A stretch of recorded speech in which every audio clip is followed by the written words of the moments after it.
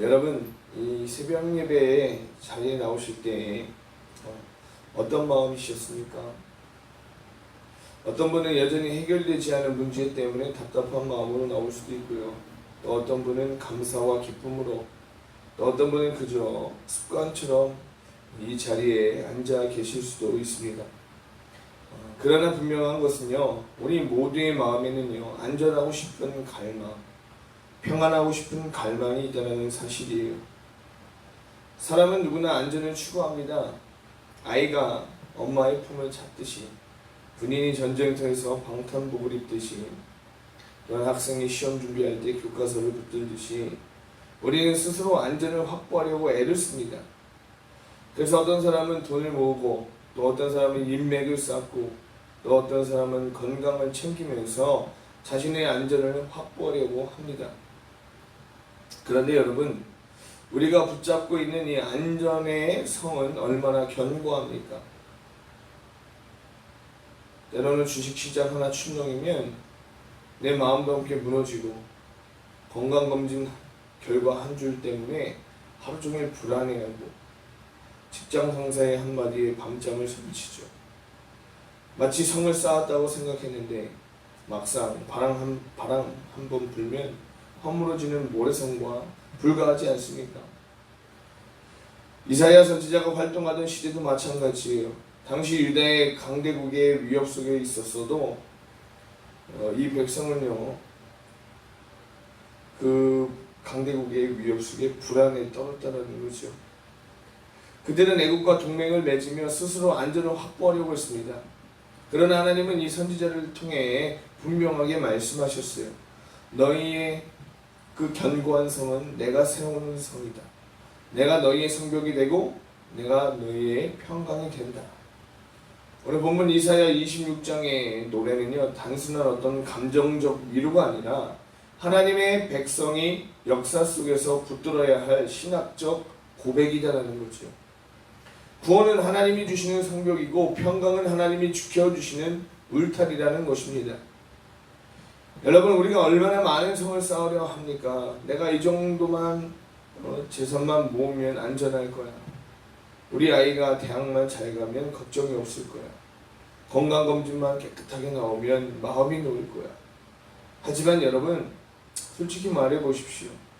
그 순간이 와도 진짜 평안합니까? 아니라는 거죠. 여전히 다른 불안이 우리를 덮칠 것이라는 걸. 왜 그렇습니까? 우리의 안전이 세상에 기반을 두고 있기 때문이다라는 거죠. 여러분, 세상이 주는 평안은 조건부입니다. 하지만 하나님이 주시는 평안은 무조건적이다라는 거예요. 세상이 주는 성은 상대적입니다. 하지만 하나님이 주시는 성은 절대적이다라는 거죠. 그러니 우리가 어디에 마음을 두어야 합니까? 하나님께 두어야 하지 않겠습니까? 사랑하는 성도 여러분, 오늘 본문은요, 불안정한 이 세상을 사는 우리들에게 하나님이 주시는 견고한 성과 완전한 평강을 보여주신다라는 거예요. 사람의 성은 무너지지만 하나님이 세우신 성은 결코 무너지지 않는다라는 것을 말씀하고 있어요. 세상이 주는 평안은 흔들리지만 하나님이 주시는 평강은 완전하다라는 거죠. 오늘 우리가 이 말씀을 통해서 우리가 어디에 마음을 고정해야 할지, 우리가 무엇을 붙잡아야 할지, 그래서 그것이 진짜 평안할 수 있는지 우리 함께 붙들게 되기를 간절히 소망합니다. 본문 1절의 말씀에 그날의 유다 땅에서 이 노래를 부르리라. 우리에게 견고한 성읍이 있으며 여호와께서 구원을 성벽과 외벽으로 삼으시리로다 라고 이야기하고 있어요. 지금 이사야가 말하는요, 견고한 성읍은 단순히 돌로 쌓은 요새가 아니에요. 히브리어 원문으로 보면요, 구원을 성벽과 외벽으로 삼으셨다라고 말씀하고 있어요.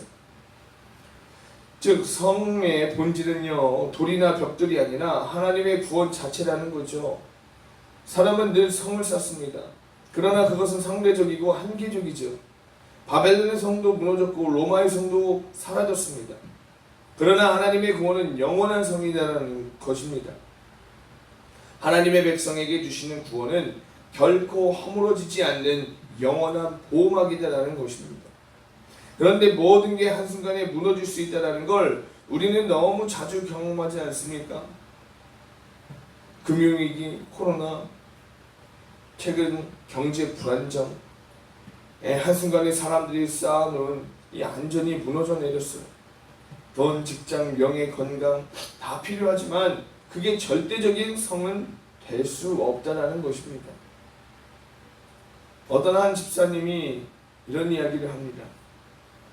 그분은 평생을요 한 회사에서 헌신하면서 이 회사가 내 성이다라는 마음으로 살았어요. 그런데 회사 구조조정으로 인해서 하루아침에 직장을 잃게 되었습니다. 그래서 그는 이렇게 눈물로 고백하는 거예요. 목사님, 저는 성벽을 튼튼히 쌓았다고 생각했는데 모래성과 같았습니다. 그런데 그 순간 하나님이 저의 진짜 성이 되신다는 것을 깨닫게 되었습니다 라고 고백하는 것입니다. 여러분, 이게 바로 우리가 붙잡아야 할 고백이 아닙니까? 내가 쌓은 성은 무너지지만 하나님이 세우신 성은 결코 무너지지 않는다는 거예요. 우리는 늘 이렇게 말합니다. 하나님을 믿는다. 주님을 의지한다. 그런데 정작 위기가 오면 우리는 하나님이 아니라 내가 쌓아둔 성벽부터 확인하지 않습니까? 사람을 의지하던 사람에게는 사람에게 전화하고 어떤 문제에 있어서 스스로 어떻게 눈 발버둥 쳐보려고 스스로 대책부터 세우지 않습니까? 그러나 성경은 분명히 이야기해요. 여호와께서 구원을 성벽과 외벽으로 삼으신다. 여러분, 오늘 이 말씀 앞에 우리가 솔직히 우리 자신을 세워야 합니다. 나는 하나님을 나의 성으로 의지하고 있는가? 아니면 여전히 무너질 성에 내 인생을 걸고 있지는 않은가? 오늘 새벽 주님께 결단하기 원합니다. 주님, 이제는 흔들리는 성에 의지하지 않겠습니다. 오직 주님만이 저의 성이 되십니다. 이 고백이 우리 입술에서 흘러나오기를 주의 이름으로 간절히 소망합니다. 그리고 본문 3절에 이렇게 말해요. 주께서 심지가 견고한 자를 평강하고 평강하도록 지키시리니 이는 그가 주를 신뢰함이니이다 라고 말이죠. 여기서 말하는 이 평강은 원문에서 샬롬이에요. 이중 반복은 완전한 평화, 흔들리지 않는 안전을 뜻합니다. 이 샬롬은요, 단순히 마음이 평안한 심리 상태가 아니라 하나님과의 관계가 회복된 상태를 의미하고 있어요. 하나님과 화목하니까 삶 전체가 평안해지는 겁니다. 여러분, 우리가 불안할 때 대부분 어디를 보나요? 상황을 봅니다. 평강은 상황을 보는 게 아니라 주님께 시선을 고정할 때 온다라는 거죠. 마음이 주님께 머무를 때 하나님께서 그 마음을 평강으로 지켜주신다는 거예요. 여러분, 마음이 요동치는 이유는 주님께 머물지 않고 세상에 분산되어 있기 때문이다라는 겁니다. 그래서 오늘 하나님은 우리에게 심지를 주께 고정해라. 그러면 내가 평강을 주겠다라고 말씀하고 있는 겁니다. 오늘 이 새벽 우리의 마음이 정말 초점을 다시 주님께 고정해야 되지 않겠습니까? 그래서 본문 9절 10절의 끝으로 보면 밤에 내 영혼이 주를 사모하였은즉 내 중심이 주를 간절히 구하오리니 이는 주께서 땅에서 심판하시는 때에 세계의 거민이 의를 배움이니이다. 악인은 은총을 입을지라도 의를 배우지 아니하며 정직한 자의 땅에서 불의를 행하고 여호와의 위협을 돌아보지 아니하는도다 라고 이야기해요. 이사야는 여기서 심판과 의를 연결하고 있습니다. 하나님이 심판하실 때 세상의 사람들이 비로소 의를 배운다는 것입니다. 이 히브리적 사고에서 심판은 단순히 벌을 주는 행위가 아니라 질서를 회복하는 하나님의 주권적 개입이다라는 거죠.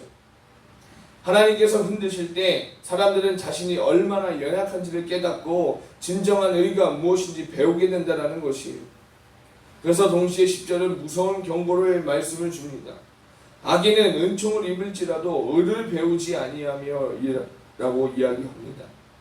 즉 고난이든 은혜든 하나님을 배우지 않으려는 자에게는요, 어떤 사건도 변화의 계기가 되지 못한다는 거예요. 심판은 하나님의 기회이지만 마음이 닫혀 있으면 아무리 은총을 주셔도 사람은 변하지 않는다는 것이죠. 여러분, 우리 삶에도 위기와 고난이 찾아옵니다. 경제적인 어려움, 갑작스러운 질병, 관계의 깨어짐.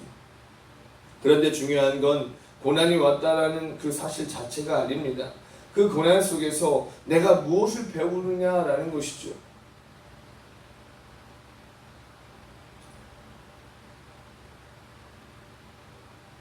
어떤 분들은 은혜를 입으면서도 배우지 않습니다.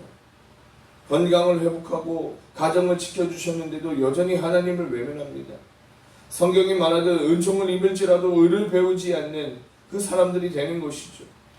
하나님께서는 이 고난을 통해, 이 위기를 통해, 때로는 징계를 통해 저와 여러분을 가르치신다는 겁니다.